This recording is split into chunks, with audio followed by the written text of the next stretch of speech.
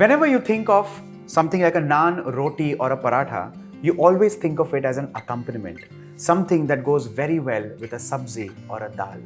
Today's recipe is actually a meal in itself. Of course, it's an Indian bread, but it's a meal in itself. This one is a masala paratha. In fact, to eat this, you may need an accompaniment like a bowl of set curd.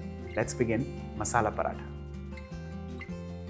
A masala paratha can be made in two distinct ways. The first one, of course, is following the method of making a thepla, where you take the flour, you add in all the ingredients, and then you roll it like a disc. You pan fry it and you cook it exactly the way you make a thepla. Now that is actually a very easy process. I'm taking it to the next stage. What I'm doing is, I'm making a regular dough, and then I'll make a disc and add in few ingredients and then coil it and pan roast it. May sound complicated, but trust me, I'm going to make it very simple for you. Almost on the lines of a laccha paratha. Let's begin with the first thing, which is taking the flour, whole wheat flour, in a deep bowl. Especially for a paratha, you can actually take the wheat flour which has slight few grits. It cannot now, to make it simple. I know this can get slightly complicated, but wheat flour is available in two forms. One is very fine and the other one is slightly gritty. Now you can take both. Both would work perfectly, but especially for a paratha of this kind, slightly gritty flour would work like magic.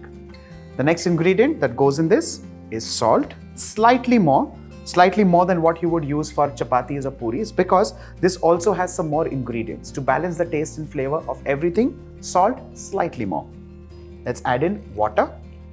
Do not get adventurous and add all the water in one go. Let's mix this well.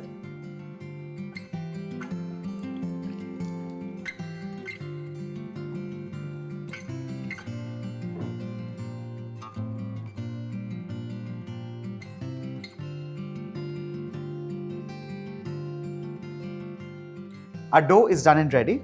Let's add in a little bit of oil. Well, this is just to ensure that the dough does not dry out. You give it another round of kneading. Now the question here would be, how stiff is this dough? The answer is very simple.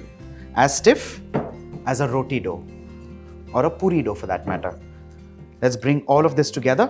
Let's cover this dough with a muslin cloth which is damp and keep it aside for 10 to 15 minutes. It's been 10 to 15 minutes. Let's move the muslin cloth and give this a quick knead.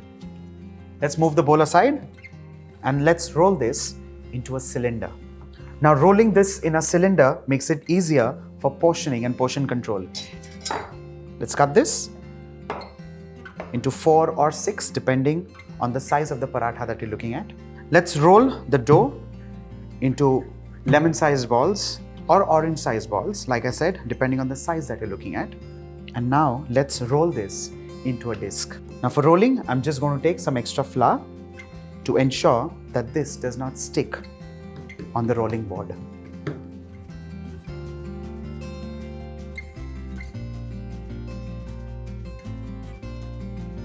To this, let's add in a touch of vegetable oil. Now this will also add in that feeling of shortening. Let's smear this well. And on top of this, I'm going to smear some more wheat flour. Now this will distinctly give it that flakiness. When I say khasta, I mean the flakiness that's required for a paratha of this kind. Let's add in some chili powder, a touch of Garam Masala powder, some sesame seeds, some coriander leaves, and last but not the least, a little bit of crushed coriander seeds. Well, this will give it that bite and that punch of coriander. Time to pleat this like so.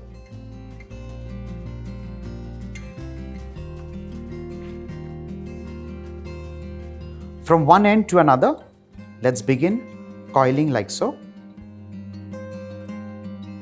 The end of the coil goes under the dough and this gets pressed now.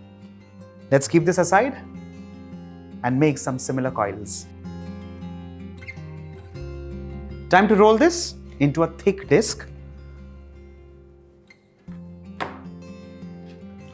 Now while rolling this, there's one thing that needs to be noted here. You either pull the rolling pin or push the rolling pin, like so. You either pull it towards yourself or you push it away from you. But you need to follow only one motion, like so. Well, in case you can do this without addition of any flour, even better. By this pull or push method, you're also ensuring that the coils of the lachha are not damaged. We need to ensure that the thickness is even. And while we're doing this, we also want to ensure that the pan is nice and hot. Let's keep this aside and make a similar one. Let's pan fry this on one side. Ensure that this is well baked on one side before you flip it, and this will take at least 45 seconds to say 50 seconds. Well, instead of counting time, a thumb rule is the moment you see bubbles arising on top surface, you give this a flip. On the top surface, let's add in some oil. You can also, by the way, make this with ghee. Let's smear this well, and on high flame, give this a flip and cook it on the other side as well. With the help of a flipper, we're supposed to press this down so that it becomes nice and crisp on the outside and stays nice and soft within. Now, of course, it has all the spices and all the masalas on the inside coils. It's going to be flavored from within. Well, this is also one of the ways how this is different from a thepla, because a thepla, like I said, is a mixture of everything together. In a laccha paratha, especially in a masala paratha like this, you can actually get surprises while eating from different pockets of the paratha. Let's transfer this on the worktop. And you're going to do this step with extreme caution. I know this is extremely hot at this point in time, but this step is also required. What you need to do is, with your palm, you take the paratha in between the two palms and mash it. Release it. Mash it, release it. Mash it, release it. Now what happens in this case is, all the lachas literally open up. Another way is to take this and crush it. Now this is also one of the ways, whichever you're comfortable with. My mouth is already salivating. And if you see, these beautiful lachas are here to stay. Let's transfer this on the serving plate and make the rest of the parathas similarly.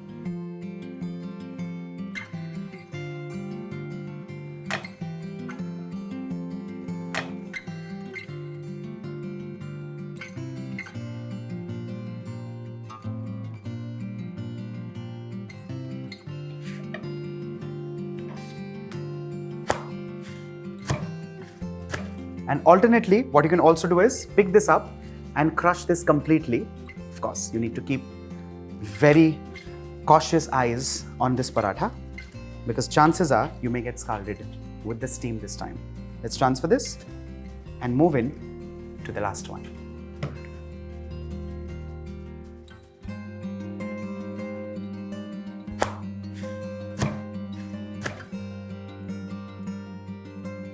Let's transfer this.